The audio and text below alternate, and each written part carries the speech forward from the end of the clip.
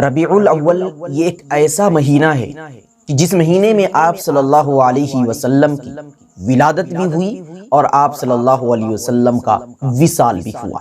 یعنی ربیع الاول کے مہینے میں ہی آپ صلی اللہ علیہ وسلم پیدا بھی ہوئے اور اسی مہینے میں آپ صلی اللہ علیہ وسلم اس دنیا کو الوداع کہہ گئے. اب سوال یہ ہوتا ہے کہ ہم ربیع الاول کے مہینے میں کیا کریں؟ خوشی منائیں، جشن منائیں یا غم منائیں؟ آپ صلی اللہ علیہ وسلم کی ولادت یقیناً ہمارے لیے باعث مسرت ہے اور ان کا اس دنیا سے چلے جانا یقیناً غم کی بات ہے. بہت سے مسلمان وہ ہیں جو اس مہینے میں خوشی مناتے ہیں محض اس لیے کہ آپ صلی اللہ علیہ وسلم کی ولادت ہوئی ہے، لیکن معلوم ہونا چاہیے کہ اسی مہینے میں آپ صلی اللہ علیہ وسلم کا وصال بھی ہوا ہے. اور جس خاص تاریخ میں خاص مسلمان خوشی اور مسرت کا اظہار کرتے ہیں اس میں اختلاف ہے کہ کیا اسی تاریخ میں آپ صلی اللہ علیہ وسلم پیدا ہوئے یا نہیں. لیکن علماء کرام کا اس بات پر اتفاق ہے کہ ربیع الاول کے مہینے میں 12 ربیع الاول کو ہی ان کا انتقال ہوا. تو اس طریقے سے آپ خود ہی سمجھیے کہ آپ صلی اللہ علیہ وسلم کی پیدائش پر خوشی منا رہے ہیں یا ان کے انتقال پر خوشی منا رہے ہیں. دوستو، ربیع الاول کے مہینے میں ہمیں کیا کرنا چاہیے؟ قرآن آیات اور احادیث مبارکہ ہمیں کیا تعلیم دیتی ہے اس کو ہم سمجھتے ہیں. آج کل مسلمان جس طرز اور جس انداز میں ربیع الاول کے مہینے میں زندگی گزارتے ہیں اس کا تعلق شریعت سے دور دور تک نہیں ہے. گھروں کو سجانا، چراغاں کرنا، نئے نئے کپڑے پہننا، ڈھول تاشے بجانا، یہ سب کے سب غلط رسم ہے، بدعت ہے.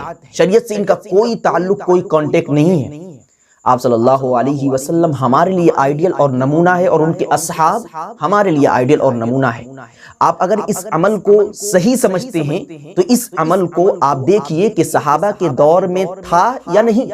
یقیناً آپ کو پوری تاریخ اور پوری احادیث کی کتابوں کے اندر ایسا عمل نہیں ملے گا کہ صحابہ کرام رضوان اللہ تعالی علیہم اجمعین نے آپ صلی اللہ علیہ وسلم کی ولادت یعنی آپ صلی اللہ علیہ وسلم کی پیدائش پر جشن منایا ہو. یعنی ان کے آنے کے بعد ہر سال ربیع الاول کے مہینے میں جشن منائے ہوں. کہیں پر بھی کوئی روایت، کوئی تاریخ کی بات نہیں ملتی. اس سے پتہ یہ چلتا ہے کہ آج کے جو مسلمان ہیں وہ نفس پرست ہیں. ان کو اچھا لگتا ہے کودنے میں، ان کو اچھا لگتا ہے بجانے میں، اس لیے وہ اس عمل کو کرتے ہیں اور کہتے ہیں کہ ہم عاشق رسول ہیں، ہم نبی سے محبت کرنے والے ہیں. نہیں، نبی سے محبت کرنے والے وہ ہیں جو نبی کے بتائے ہوئے راستے پر چلتے ہیں، نہ کہ وہ جو نبی نہ کرے اس کو ہم کریں اور اسی کو نبی کے عمل کی طرف منسوب کر دیں. دوستو، ربیع الاول کے مہینے میں آپ کو کچھ بھی کرنے کی ضرورت نہیں ہے، بلکہ صرف اور صرف اپنے نفس کا محاسبہ کرنے کی ضرورت ہے کہ ہم کتنی شریعت پر عمل کر رہے ہیں. ہماری زندگی نبی پاک علیہ الصلوۃ والسلام کی سنت کے مطابق گزر رہی ہے یا نہیں. کوشش یہ کرنی ہے کہ ہم اپنا تقابل نبی پاک علیہ الصلوۃ والسلام کی زندگی سے کریں اور سنت کو تلاش کریں کہ ہماری زندگی سنت کے مطابق گزر رہی ہے یا نہیں. اگر سنت کے مطابق گزر رہی ہے تو اللہ کا شکر ادا کرے، اور سنت کے مطابق نہیں گزر رہی ہے تو سنت کو اپنائے اور سنت کے مطابق زندگی گزارنے کا عزم اور ارادہ کرے، نہ کہ ربیع الاول کے مہینے میں جشن منائے، خوشیاں منائے، ڈھول تاشوں کی مجلسوں میں آپ جائے، گھر کو سجائے. یہ سب کے سب غیر شرعی رسم ہے. امید کرتا ہوں کہ آپ حضرات کو میری بات سمجھ میں آ چکی ہوگی. السلام علیکم.